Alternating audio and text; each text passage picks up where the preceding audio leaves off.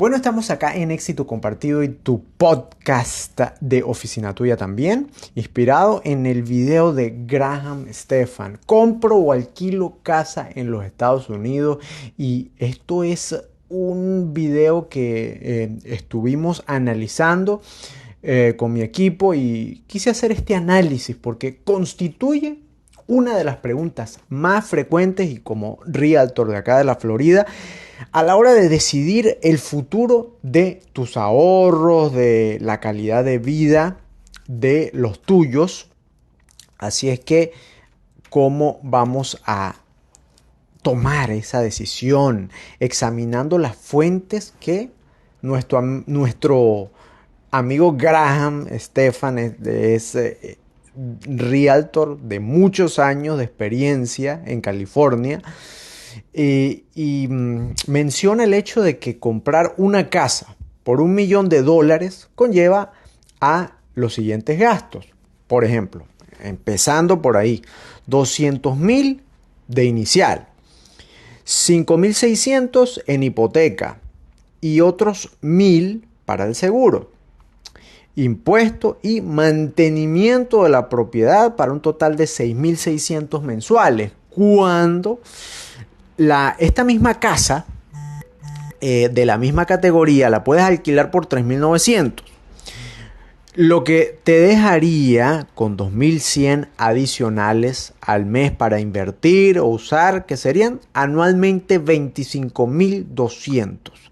Acá se presenta la diferencia para varias ciudades de California, en este caso, y me he dado cuenta personalmente, haciendo el análisis que nuestro amigo Graham hizo con 30 artículos, no uno ni dos, son 30 artículos, referencias sobre el tema y en este caso lo desmenuzamos cada artículo.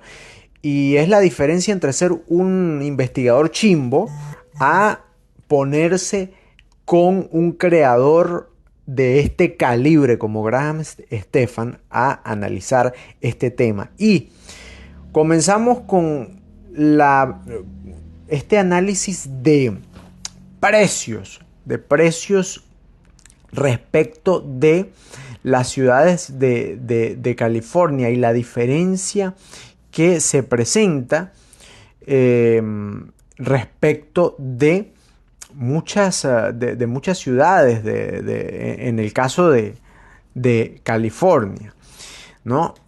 La hipoteca se ha duplicado desde el 2020, según un estudio realizado por la empresa Zillow, y con las tasas de interés arribando al 7%, el panorama se pone más nublado para los que quieren adquirir una vivienda actualmente. Según la Asociación Nacional de Constructores, las tasas de interés están en altos de 20 años. Esto también tiene afectación en los inventarios, ya que con estas tasas altas resulta complicado que los actuales dueños dejen sus pagos de tasas bajas. El salario promedio en el 2020 requerido para comprar una casa era de 59,000.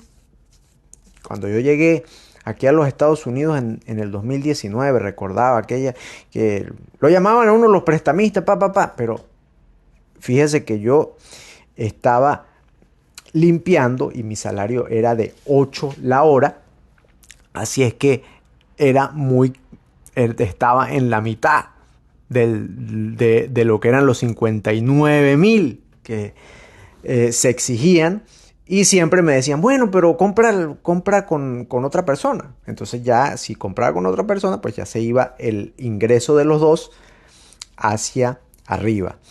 Y actualmente estamos montados en $107,000 el ingreso que debe tener una persona para comprar una casa. Los que en este caso lo que aumentó también es la compra entre varios, que es lo que estamos hablando, ¿no? Un 21% más el año pasado fue reportado.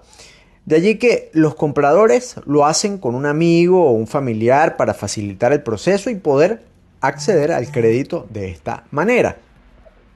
Cuando hablamos de impuestos de inmuebles por estado, el más económico es Hawái, con un 0.32%, lo que significa un 937 anuales, en este caso, contando con una casa promedio de 297.400, pero el premio mayor se lo lleva New Jersey con el 2.23% que cuenta $8.597 del precio promedio de $384,000.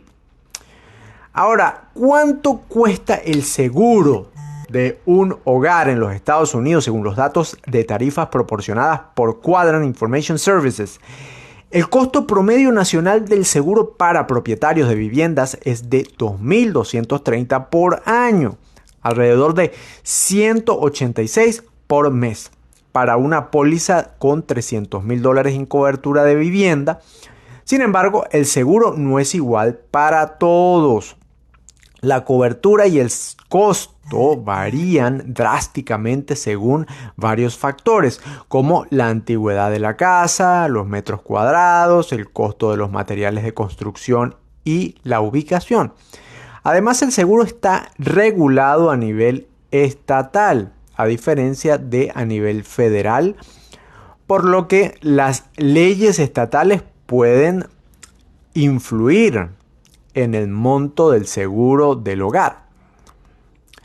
Los desastres naturales comunes a áreas específicas también pueden influir en la determinación de las primas. Si tiene un préstamo sobre su vivienda, su prestamista financiero puede exigirle que tenga una cantidad mínima de cobertura de seguro de hogar. Dependiendo de su ubicación y de su prestamista hipotecario, es posible que necesite un seguro contra inundaciones, además de una póliza de vivienda. Una casa es la inversión más grande que la mayoría de las personas hacen en su vida.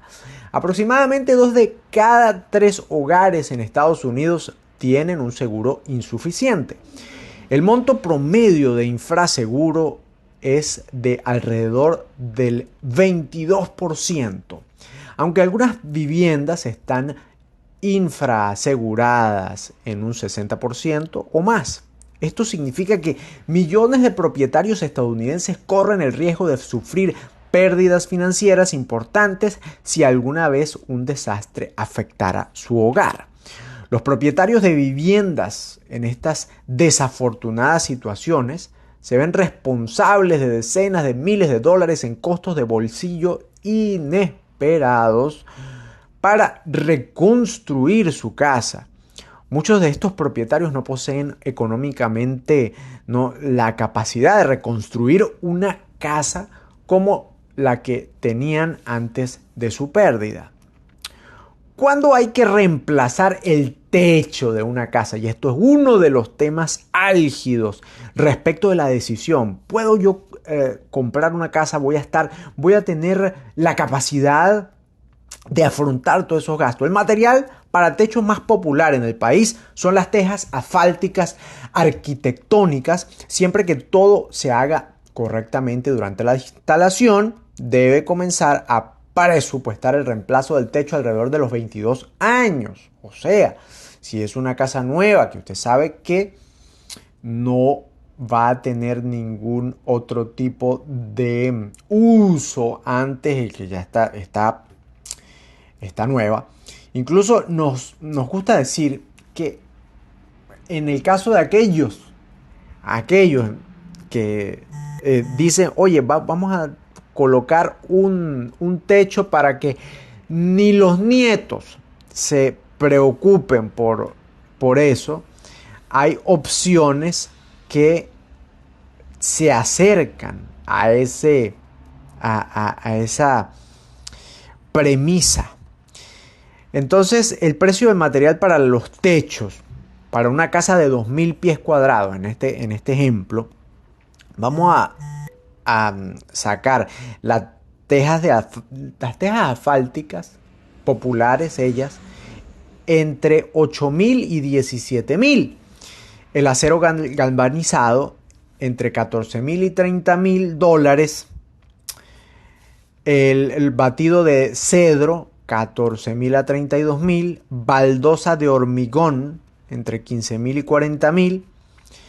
El aluminio 16,000 y 34,000. Baldosas de pizarra entre 19,000 y 52,000. Arcilla 22,000 a 50,000. Y el cobre de 42,000 a 80,000.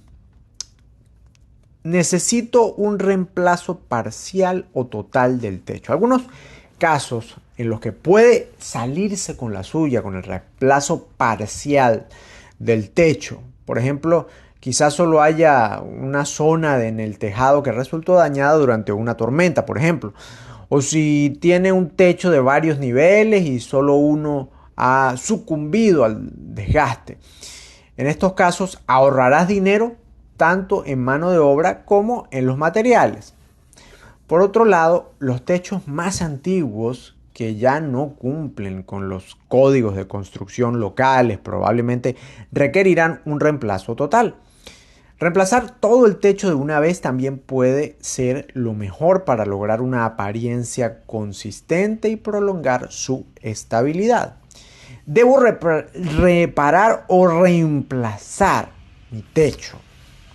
Decidir si debe reparar o reemplazar requiere de una evaluación cuidadosa de varios factores, incluida la edad del techo, la extensión del daño y las limitaciones presupuestarias. Es fundamental comprender claramente los pros y los contras de las dos opciones para tomar una decisión informada que se alinee con consideraciones prácticas y financieras.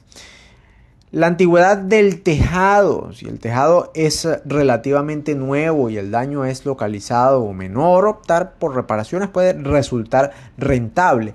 Alternativamente, para un techo viejo que se acerca al final de su vida útil, puede ser más productivo optar por un reemplazo completo, ya que las reparaciones pueden proporcionar solo una solución temporal. Alcance del daño también puede ser un tema a tratar. Cuando el daño se limita a una área pequeña, como goteras localizadas o algunas tejas faltantes, optar por reparaciones puede ser una opción práctica y rentable. Sin embargo, en los casos en que el daño sea extenso o generalizado y amenace la integridad estructural del techo, puede ser necesario un reemplazo completo. También las consideraciones de costos. Las reparaciones menores generalmente son menos costosas que un reemplazo completo, lo que las convierte en una opción económica para problemas de pequeña escala. Si bien el reemplazo del techo implica un costo inicial más alto, podría ser una solución más rentable a largo plazo, especialmente si las reparaciones se vuelven frecuentes y se acumulan. Ahora vamos con los factores adicionales del costo de reemplazo del techo a considerar en este caso. Quitar un elemento estructural importante de su hogar nunca es tarea fácil. Es probable que deba pagar tarifas adicionales por trabajos relacionados antes, después y durante el reemplazo del techo. Por ejemplo, la eliminación del techo actual puede ahorrar tiempo y energía dejando que los profesionales retiren su techo viejo primero. La remoción del techo comúnmente cuesta entre 1 y 5 dólares por pie cuadrado en promedio, dependiendo de la complejidad de la remoción.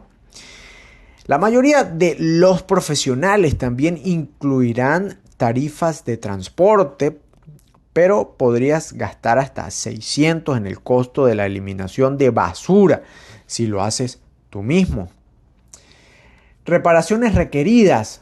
Los contratistas tienen la oportunidad de reparar y reforzar la estructura de su techo durante el reemplazo. Ahora, es su oportunidad de abordar los daños al contrapiso, los problemas de plagas e incluso limpiar un poco las canaletas. Como se señaló, los costos de reparación del techo oscilan entre $150 y $7,000, pero hay algunos costos específicos que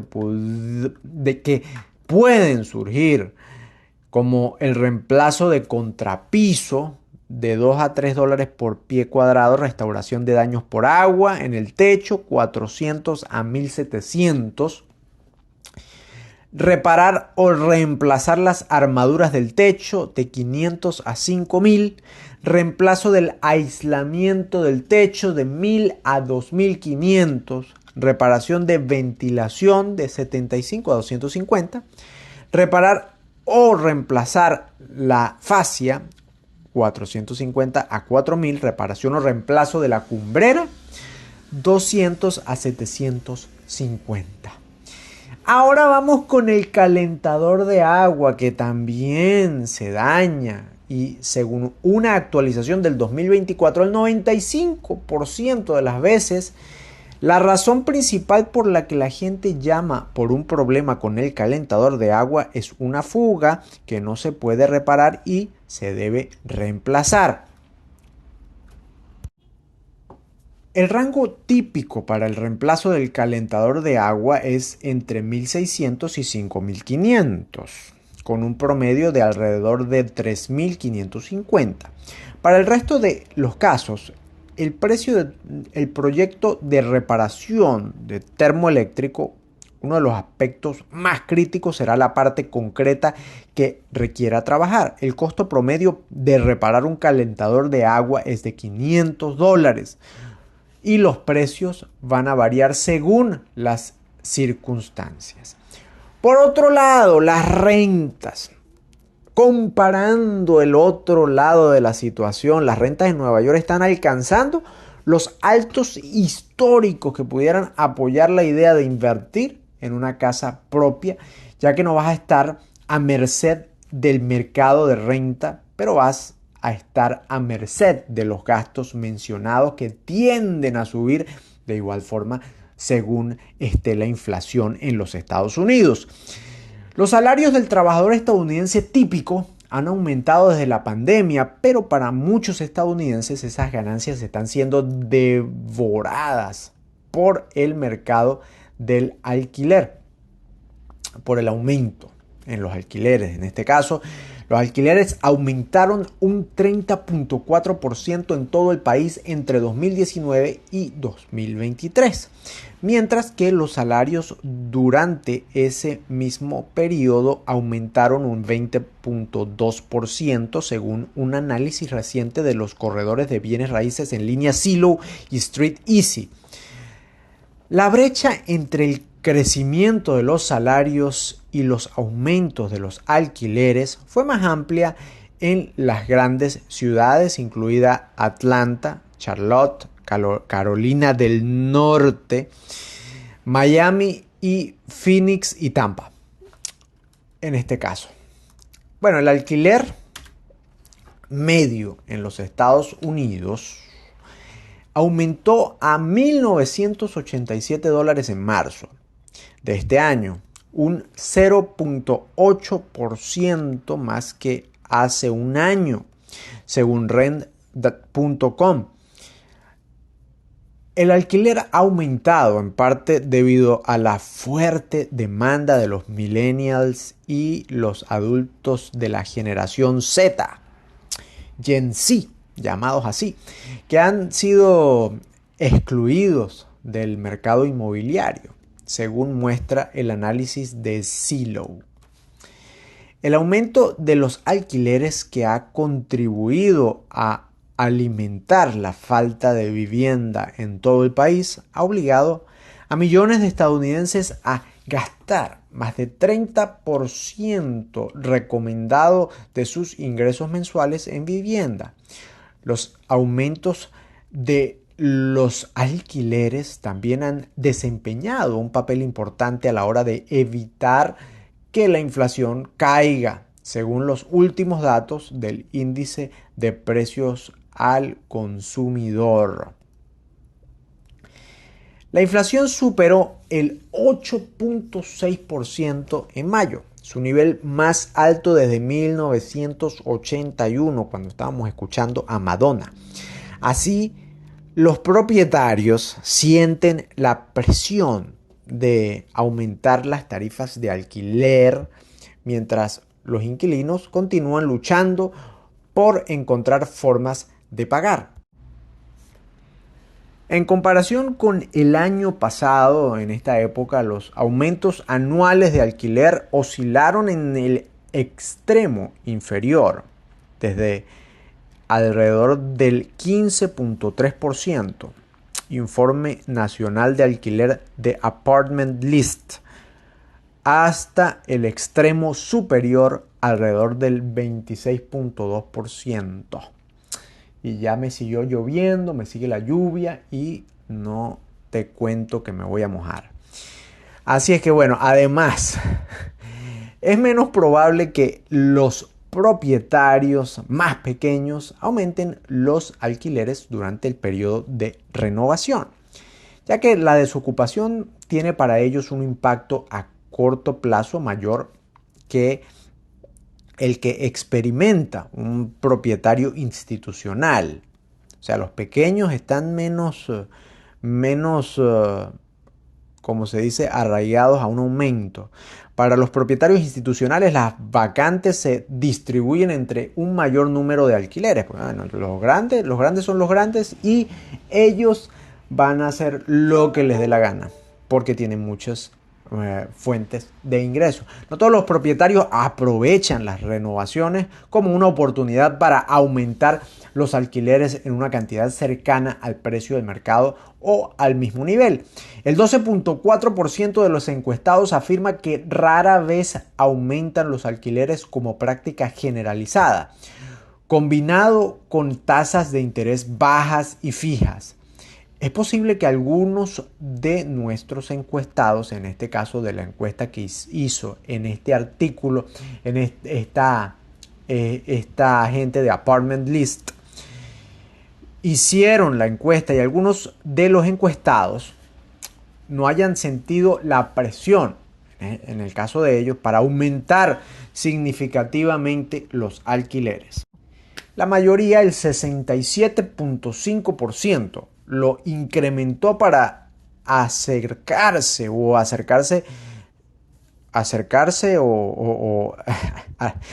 estar, como se dice, en la misma onda de los precios del mercado.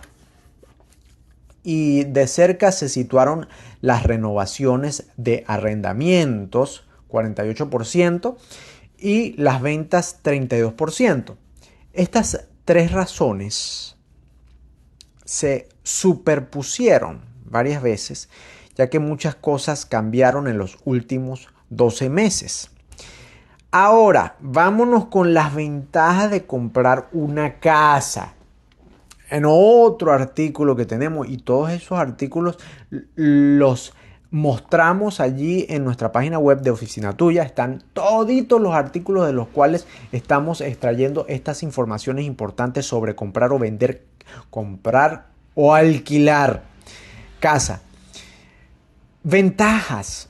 Una casa es como un plan de ahorro forzoso para personas que normalmente no tienen la costumbre de ahorrar o invertir. En su punto 1, ventaja de comprar una casa. Punto 2, utiliza el apalancamiento, es decir, el dinero de otras personas para obtener más de lo que usted mismo podría permitirse, de modo que cuando los precios de las viviendas suben, usted se beneficia mucho más. El apalancamiento de la vivienda es mucho mayor de lo que solía ser con los programas gubernamentales que permiten pedir prestado el 95% del valor de la vivienda. Entonces, si pone un 5% de pago inicial y la casa sube un 5%, habrás duplicado tu dinero donde si tuvieras que pagar el 100%, solo habrías ganado el 5%. Tercero, puede generar capital de esfuerzo, mejorando la casa con su propio trabajo, libre de impuestos. Cuarto, dado que la paga con el tiempo, está utilizando dólares más baratos debido a la inflación para pagar la hipoteca. Quinto, las casas son activos tangibles, no papel, por lo que su valor tiende a mantenerse al día con la inflación, pero no necesariamente a superarla. Sexto, la depreciación en los inmuebles suele ser una herramienta para pagar mucho menos impuesto o a veces cero de impuestos respecto a las ganancias derivadas de tu inversión inmobiliaria.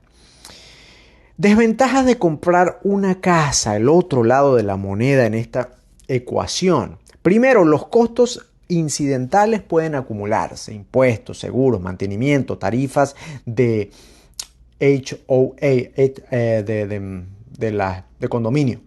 Segundo, el apalancamiento puede jugar en su contra cuando los precios de la vivienda bajan, como lo hicieron en el 2008, por lo que la devastación es mucho peor que si fueras propietario absoluto de la casa. Tercero, en tiempos de deflación estás pagando tu hipoteca con dólares más caros y el valor de tu casa en dólares puede estar bajando. Cuarto, las casas son líquidas. Es posible que lleve tiempo venderlo si necesita mudarse. No son líquidas. Es una inversión que puede llevar un tiempo para volver a su estado de cash, de liquidez. Quinto, usted pierde una parte importante del valor 10 a 20% cuando vende debido a los costos de transacción, es decir, comisiones de agentes de bienes raíces, inspecciones, honorarios de agencias gubernamentales y otros. Entonces, ahora, algo importante respecto del mercado inmobiliario y las decisiones que vamos a tomar es saber cuándo ocurren esas burbujas de los precios de los inmuebles en el caso de los Estados Unidos y en parte sobre el problema y para entender lo que pasa y lo que va a pasar en el futuro tenemos que entender lo que pasó, entender el pasado. Parte del problema, el problema fue a partir de la década de 1980, cuando estábamos escuchando a Queen. We are the champions, my friend. Bueno, la gente empezó a construir casas más grandes, lo que elevó el precio medio. En las décadas de 1950 y 1960, la casa promedio tenía menos de 1200 pies cuadrados. Bueno, en los 50 y 60 estábamos escuchando a Ray Charles. Ray Charles, muy bueno. Y en este caso, y bueno, y no lo estaba escuchando yo, pues no había nacido, ¿no? Pero luego los constructores comenzaron a agregar medio baño, solo un lavamanos, un inodoro, luego se convirtió en un segundo baño completo y luego dos baños y medio con 3 dormitorios y finalmente se convirtieron en McMansions, o sea, mansiones. Esto fue principalmente el resultado de cambios en las políticas gubernamentales, la burbuja de precios, que es lo que estamos hablando, para entender lo que puede pasar en el futuro y lo que ha pasado. Y no se debió a ningún valor intrínseco en el costo por pie cuadrado. Lo que sucedió fue que el Congreso, controlado por los demócratas, decidió que todos tienen el derecho a comprar una casa, puedan pagarla o no. Entonces, para facilitar esta utopía medio comunistoide, tipo historia sin fin, instituyeron prácticas crediticias laxas a través de las agencias gubernamentales, Fannie Mae y Freddie Mac, que son los que se encargan de los préstamos a la gestión de préstamos. Ellos reciben los préstamos de los bancos. Entonces, y el principio tuvo efectos maravillosos en la economía. La demanda de casas aumentó, los constructores ganaron dinero, los bancos ganaron dinero y fueron felices para siempre. La vida era buena, ¿no? Esto facilitó los préstamos ninja, los ninja loans. Entonces, ¿por qué se le llamó ninja? Porque eran préstamos sin ingreso, no income, no job, no job.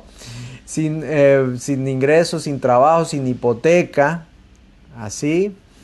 Entonces, sin hipotecas de activos ninja. La hipoteca existía, pero por supuesto es en un acceso mucho más amplio del que hay hoy en día, en esa burbuja del 2008. En otras palabras, las personas que no podían pagar la hipoteca aún podían comprar casas porque los prestamistas podían cobrar la comisión sobre el préstamo y luego descargar la responsabilidad a otra persona, o sea, lavarse las manos como Poncio Pilatos.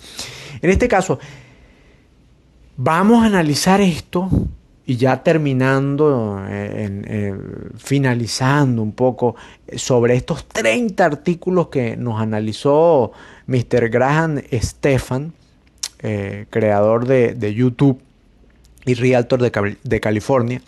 La vivienda media en Estados Unidos es actualmente 6.3 veces más cara que el ingreso medio de un hogar, en comparación con 3.4 veces del año 1985. Otra vez con Depeche Mode.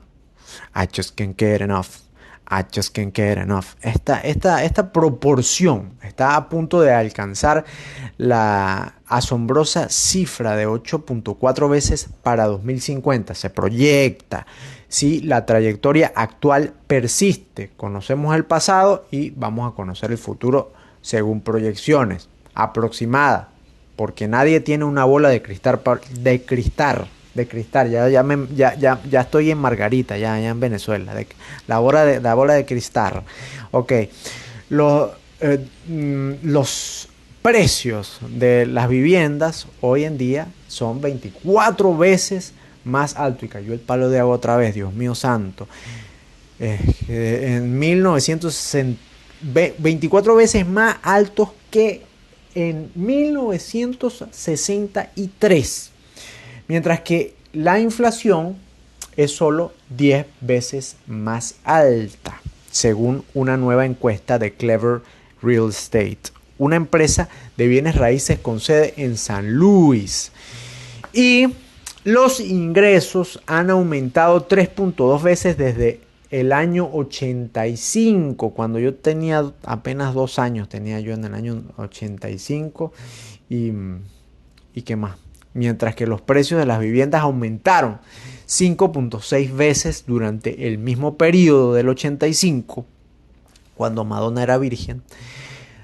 Comprar una casa típica ahora requiere 6.3 años de ingresos familiares, más del doble de los 3.5 años requeridos en la década de los 80. Así es que, bueno, comprar o alquilar una vivienda en este 2024, una decisión pautada en 30 artículos acá. Y gracias por quedarse hasta el final, por dejar esas estrellas allí en Spotify, en Apple Podcasts y en donde nos estén escuchando. Gracias por eso. Y nos veremos, nos escucharemos en este caso en el podcast, porque estamos escuchándonos aquí en el microfonito. Y entonces se me cuidan, nos estamos escuchando. Y recuerden que está el canal de YouTube también de Éxito Compartido y Oficina Tuya. Saludos.